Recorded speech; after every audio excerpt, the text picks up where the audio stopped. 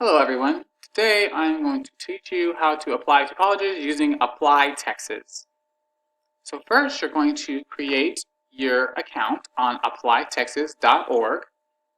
Once you create your account, you're going to be brought to this My Profile page, and you're going to fill out your full legal name, beginning with your last name, then your first name, then your middle name.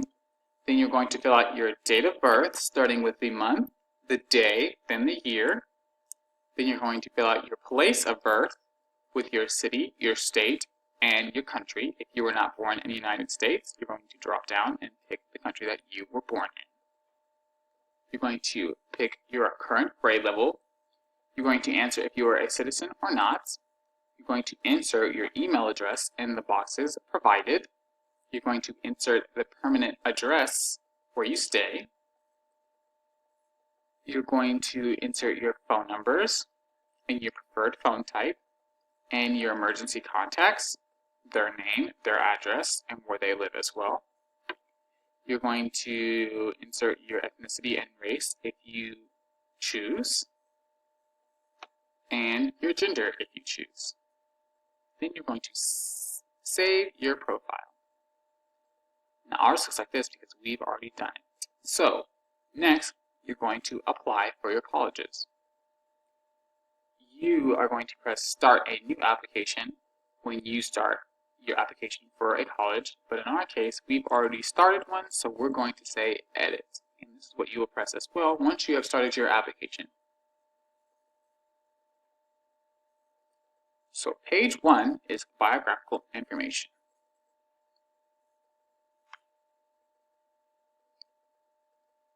When you first get to this page, you're going to enter your social security number, when you were born, again, your full legal name, any other names or aliases you have, your place of birth, whether you are a U.S. citizen or not, your military status,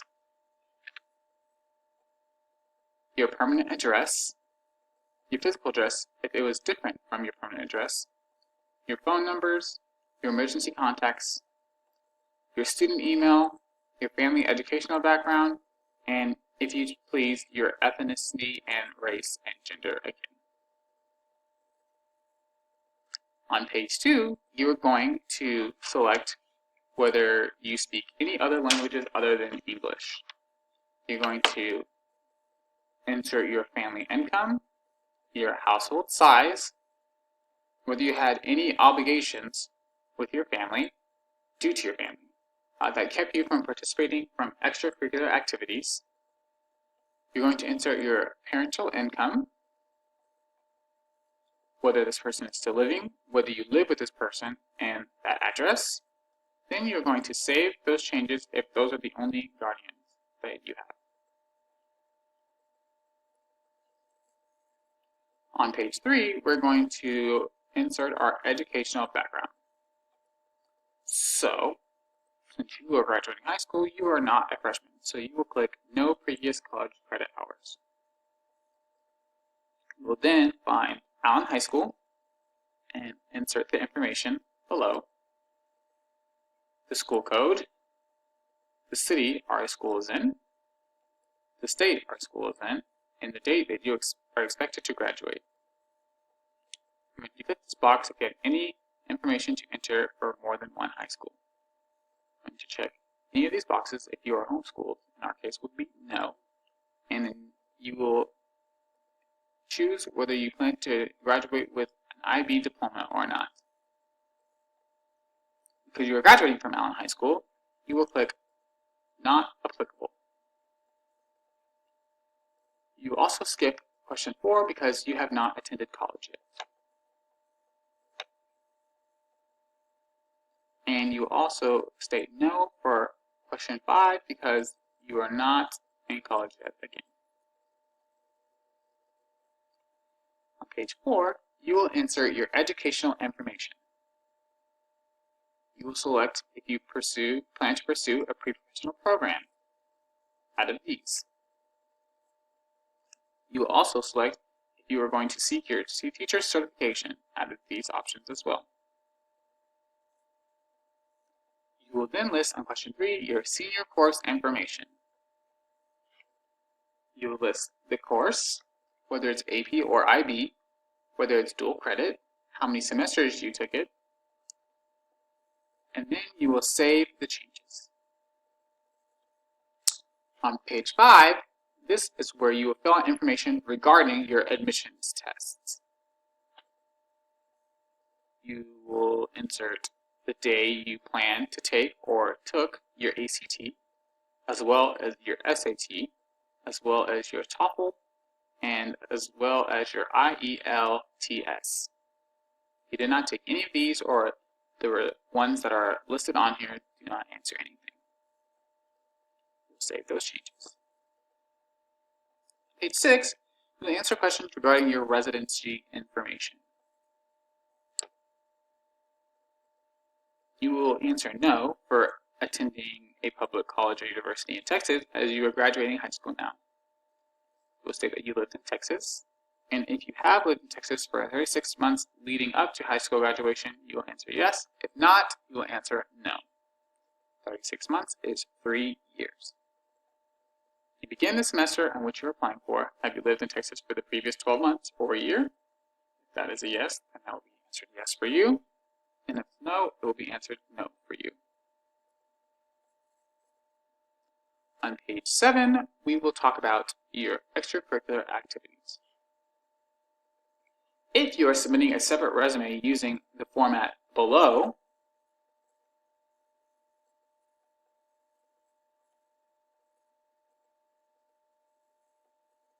you will check this box.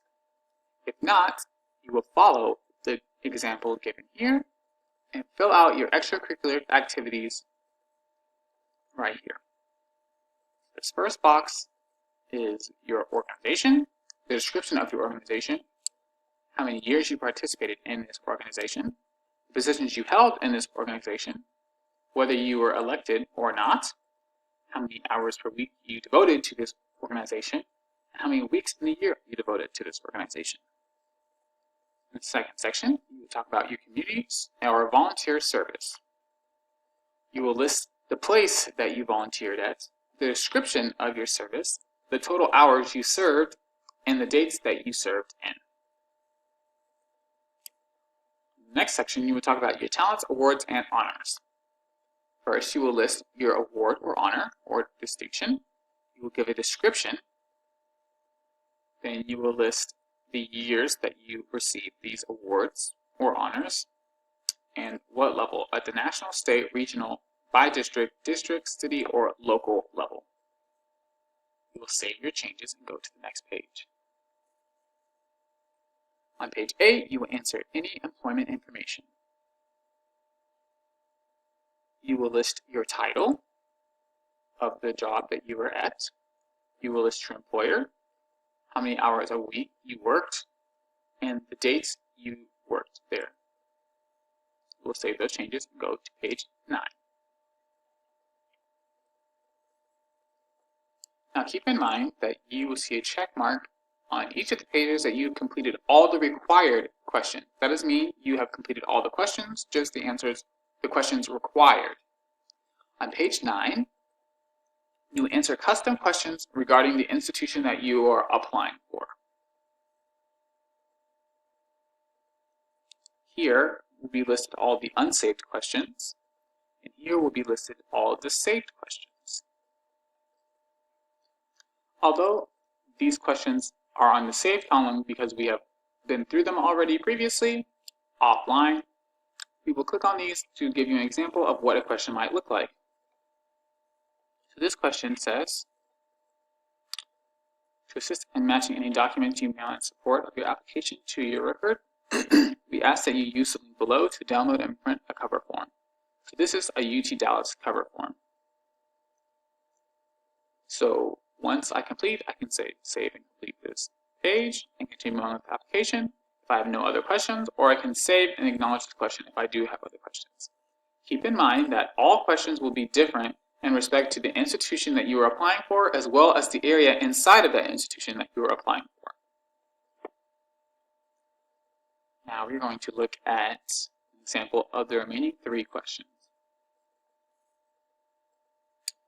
full and part-time study for University of Texas at Dallas asks, do you tend to study full or part-time if offered admission to the University of Texas at Dallas? Full-time courses is between 12 and 18 semester credit hours. Part-time would be anything below 12. Now, not all institutions have semesters. Some have quarters.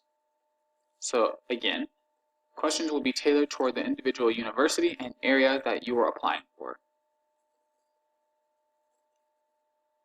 For this question, it asks to insert your index score for your junior year PSAT. It is optional, but if you do have it, it would be a good idea to put it. In this question, it asks you to choose your focus or primary area of interest. And in this case, this application is for a Bachelor's of Arts at the University of Texas at Dallas. Once you have answered all of your questions, you can save and complete the page. This page is the essay section of your application. On the essay section, you will be required to write and submit an essay for your application, or some institutions may have optional essays. You have different options for submitting your essay. In the case of this specific case, for example, you can submit your essay online or directly via mail or email the essay. Different schools in different areas can have different ways of submitting their essay. You need to pay very close attention to the way you submit your essay, as there are directions and they must be followed to the T. Once you finish your essay and submitting your essay, you can save and acknowledge the essay requirements and move on. This is the payment information page, and you will check the required boxes after you have read and understand the requirements. You will answer whether you allow consent of your transcript to be shared with community colleges you have previously attended for eligibility and awarding an associate's degree. You can apply for financial aid, and it states the non-discrimination clause and the respected application fee for your institution that you are applying for. You will choose your way of payment for your application, and you will save and proceed to submission. So after you select your online payment, you will submit your online payment and you will click review and continue with payment. This is the end of the application tutorial. Good luck with all of your applications, and I hope you get into all the colleges and universities that you wish.